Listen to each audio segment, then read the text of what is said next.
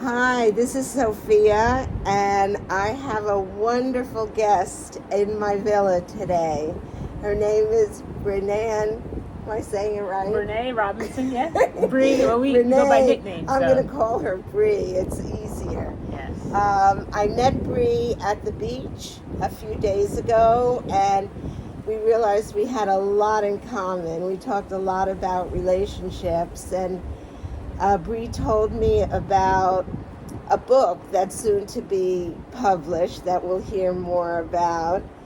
But we're going to just have an impromptu conversation and get to know her a little bit more and just kind of see where this goes. So welcome, Bree. It's nice to have you on my Well, thank you, Sophia. I'm excited to be here.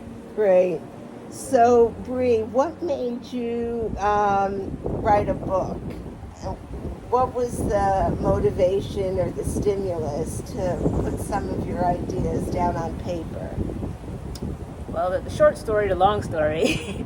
Well, I mean, pretty much I think the last couple of years I've been really deeply searching, like, what's my true purpose and calling on this earth. And so, long story short, I was going on the coaching route, but really my true purpose is really public speaking. So I've been a public speaker for 10 years, and I've loved writing like really inspirational short stories. So my inspiration for writing the book is actually interesting because I didn't think I'd write this book first, the relationship book. But 2022 was a really tough year. There was just a lot going on emotionally with COVID and relationships and everything.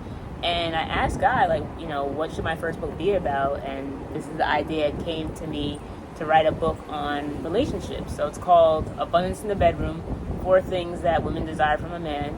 And, it's not really just about sex. It's like, sex sells, so I have a catchy title, but it's really about men and women having conversations with each other, candid conversations. And so that's what the book is about. And for me, it was a healing for me to write about some stories. And I did interviews with other people and, incorporate their stories into the book as well. So it's therapeutic for me, very healing. And it was also my own personal growth of vulnerability, So growing up, I never really shared my personal feelings or personal stories. I kind of had this thing of like, I'm an enigma, I was mysterious. And it was doing that was kind of hard to connect with people as being mysterious. So it was my own personal growth of being vulnerable and sharing my personal stories. So that's what inspired me to write my first of many books. Yeah. So how did this purpose or your spiritual awakening, so to call it, when and how did that occur for you? I feel like it's been occurring the last 11 years. Yeah, it's been the last 11 years. It's like slowly happening. So in 2016, I had a background in accounting. That's my background in accounting, finance.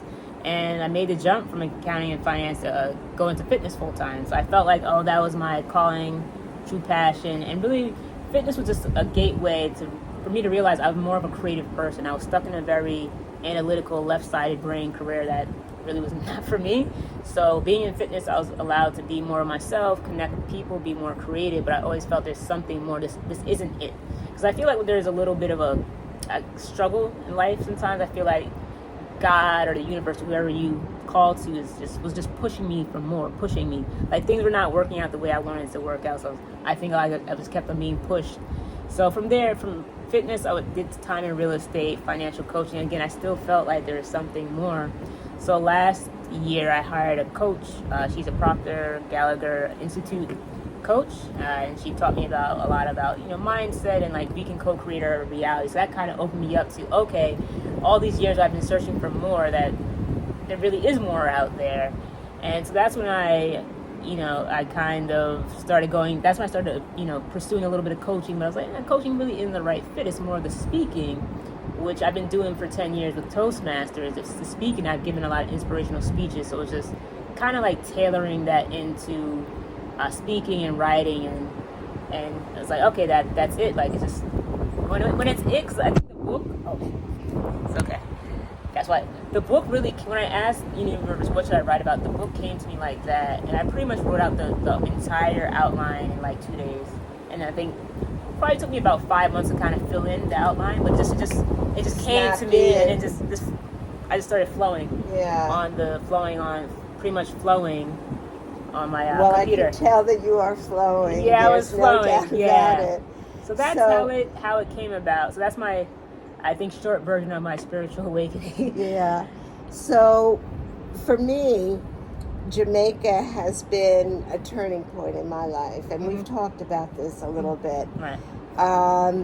Where the journey, I think, is taking me and some other women that I've met here in Jamaica on the next phase of our life's journey. You know, I've been a mother and a grandmother, and that's been a primary purpose in my life for a number of years. And I feel like coming to Jamaica has been the greatest blessing I could ask for. And I never thought that I would be living the way I'm living now, but I'm feeling like for the first time in my life, I'm living true to myself and being authentic. And like what you said about being vulnerable, speaking my truth. A lot of my work was about authentic communication, and my ex-husband, who has passed away, he and I created a consulting business with companies using the tools of authentic communication. And I didn't know really how inauthentic I was, you know, because we talked about the conditioning and our relationships sometimes with our families. We fall into particular ways of being. And so for me, coming to Jamaica has been the biggest push in my life. And for me to realize how precious life is and how precious it is to live authentically. And I have found my home here, which I never thought that would happen. So I think this journey is really amazing. And I know for you, coming to Jamaica has been an eye-opener as well. So can you talk a little bit about that? Yeah, definitely. Yeah, I definitely resonate with everything you said. Coming to Jamaica, it's something I know I've wanted to do for a long time, especially come here during the winter time, you know, it's cold in New York. But on the surface, it was getting away from the cold, but underneath it was more of a spiritual push that I felt to come to Jamaica.